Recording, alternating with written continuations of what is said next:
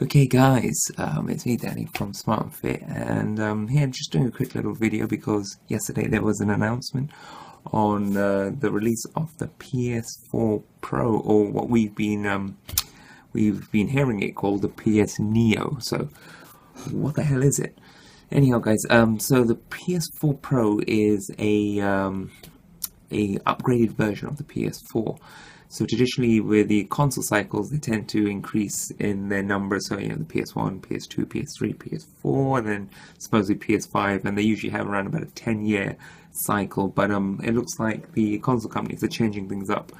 They're going very a similar approach to that of PCs.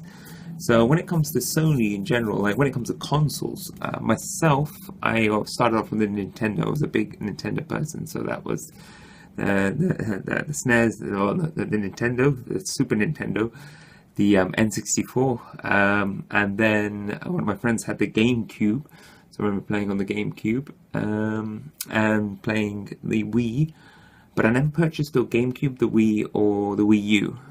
What happened is, around about when I went off for uni, I decided to purchase another console, and I ended up getting the PS2. And this was halfway through its cycle, its console cycle, and because of that, I was able to get it for dirt cheap with a shitload of games. And I kind of that's when I became a big fan of Sony's entertainment division. Stuff like Devil May Cry was just epic, and there was God of War, and I was like, damn, going from Nintendo's games, which are, don't get me wrong, are amazing. I'm a big fan of Zelda. Or Link, even though Zelda's the princess, we're talking Link here. Link is awesome, and the Mario Brothers games as well. Stuff like Mario Kart, having a group of friends around playing Mario Kart, especially the classic Mario Kart. So you guys and girls who have the emulators on your PCs, battle mode, that brings back memories. But yeah, where was I? Yeah, so I was saying, so I purchased the PS2 mid-cycle, got it for dirt cheap, loads of games, awesome. So what I decided to do was purchase the PS3 day one, which you guys know. When the PS3 originally came out, it was a rip-off price. But at the time, I was like, oh yeah, this is going to be epic. And then I was stuck with fucking Ridge Race. Just... Ridge Racer, which is not the best of games, and then giant enemy crabs as well. So what happened when the PS4 came out, I decided to hold back, because in the PS3 cycle, yes, I purchased the original one, which came with a built-in PS2, so I was able to play PS2 games, and then they released the slim version, which emulated the games. So having the original PS3 was actually better than having the PS2, even though technology had improved and the power consumption improved, etc. But when it came to playing old classic PS2 games, the original PS3 was good. So when the PS4 was announced, I decided not to buy it day one, just because I knew, they're going to do something. It's going to be a slender version, and I'd kind of just hold out for a bit. Plus, I've got quite a beefy PC. I'm a big PC person. It's one of the reasons why I don't own an Xbox, is because they are, going into this... play anywhere, wherever you want, kind of Windows platform. So anything on the Xbox is coming to PC, and I honestly prefer to play on PC for one. I prefer the keyboard and mouse when it comes to shooters. I also prefer the community is so much more fluent on a PC, so stuff like Steam. At the same time, mods as well. I'm a big fan of mods. So I didn't buy a PS4, and now they've announced the Slim and the PS4 Pro. So we kind of knew these were coming for a while. Like I mentioned, they codenamed it PS Neo, the one, which sounds great and all, but why would you want to get one? So what the PS4 Pro is designed to do is aid in 4K, and when they release their PS4 virtual reality headset. So we're dealing with a much powerfuler processor. So it's got the same amount of RAM. Both internal storages, they came with options both for 1TB, but it's standard 1TB on the PS4 Pro. And it looks like they've upped the GPU quite a bit. So everyone loves the terms teraflops. So that just means processing power. So it went from a 1.8 to 4.2. So that's a significant increase. That's a mighty jump. it's a little bit bigger, of course, as well, having that extra processing power. That's probably why the release is slim, because, again, technology improvements. They're going for a similar approach to that of PCs. So, for example, my PC, I recently upgraded. My previous PC was like 10 years old, but it was an overclocked quad-core. Yes, it could barely handle games, but then I went into a gaming laptop, which lasted me a good more than 5 years, 8 years, I think, for a gaming laptop. Yes, there's certain games I couldn't play, stuff like Crisis, but I could play stuff like Far Cry 4, which ran pretty smoothly. But now I've got an i5 overclocked with a RX 480 GPU, about 16 gig of RAM, and yeah, running on Windows 10. You know, again, Windows is upgrading its architecture. I prefer Windows 7, but it made sense since I have tablets that run on Windows 10 and my office stuff runs on Windows 10, so I'll try to make everything join up. So, is there any point of getting a PS4 Pro? That's the question I want to quickly go over. Now, if they say the PS4 Pro is designed for 4K, now, guys, I run quite a meaty rig here. And I have a 29:9 monitor, so it's not exactly 4K, it's just a little less than 4K, but it's a curved monitor.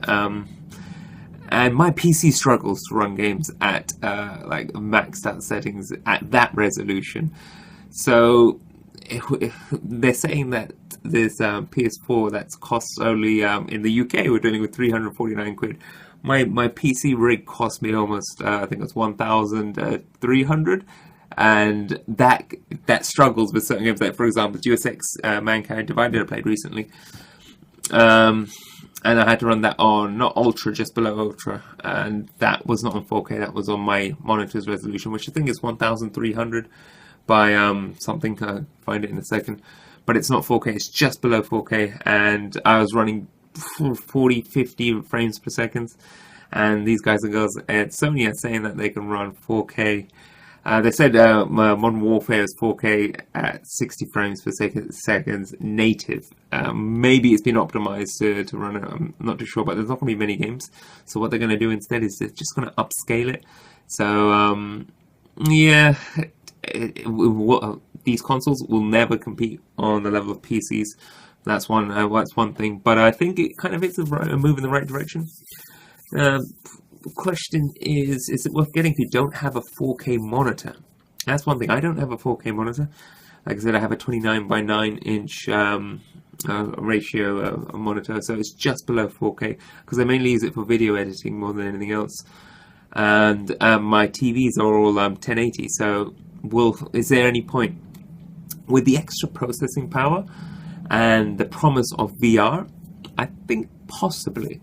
I may actually finally jump in and buy a PS4. For one, the game libraries should be a little bit more diversified. When the PS4 came out originally, there wasn't much that got me excited. Stuff like Infamous it seemed pretty cool. I'm a big fan of the Infamous series. It's something I still want to play. But yeah, I'm thinking possibly it might be worth actually purchasing this. Yes, Microsoft are going to be releasing their Scorpio next year. Scorpio! But again, the Microsoft is going to the approach where it's going to be kind of like an open Windows platform. So regardless of if it's PC, Xbox, or whatever Windows hardware you got, you can play your game there. And that means the exclusives are coming now to PC. So I don't see myself buying an Xbox because there's no point. I've got a Windows PC, so I can play everything on that. But I do see myself getting a PlayStation because some of the exclusives I'm a big fan of, like I said, Sony. But recently there hasn't been anything super excitable like from Sony. I don't know, maybe like God of War, yes, looked good. I wonder what they're doing with that. It looks like it's got a little bit of the Last of Us kind of approach, but we shall see. So, will I buy a PS4?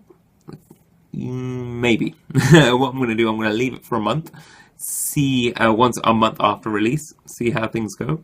If it sells out, it sells out. So I'll wait. I'm very patient, and that way I can get people, who I know who are going to purchase it and get a little bit of feedback before I book down my cash. And that's what I recommend for you guys and girls as well. If you don't have a 4K monitor, the extra processing power will come in handy. They say you get a couple of extra frames in standard games, but that's about it. But I'm more interested on the VR approach. So once that VR comes available, I would like to see how that works, because there is the Oculus and the Hive as well. I think that's the other one for PC. And yes, my PC can handle VR. It's VR ready, but those are ridiculously expensive, 700 quid just for the unit, and then you do need a beefy PC to run it. So yeah, PS4 Pro looks pretty interesting. I possibly will get one, but I want it to be released first and then people get a hands-on kind of approach before I book down my cash, and that's what I recommend for you guys and girls as well. But yeah, I think it'll be about time me jumping back in to the Sony camp for a little bit, see how the games are. Again, I will be interested to see what Nintendo's up to. I haven't purchased a Nintendo console in a while. The last one was the DS.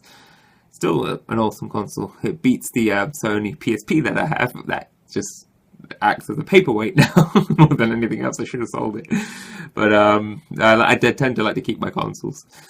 Anyhow, guys, so PS4 Pro, are you guys and girls excited? Are you gonna buy one? Or are you pissed off that you've owned a PS4 and now there's a PS4 Pro and you don't know what to do?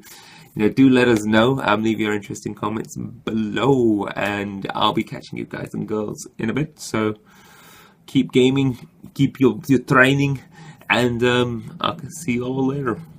Peace. Yeah.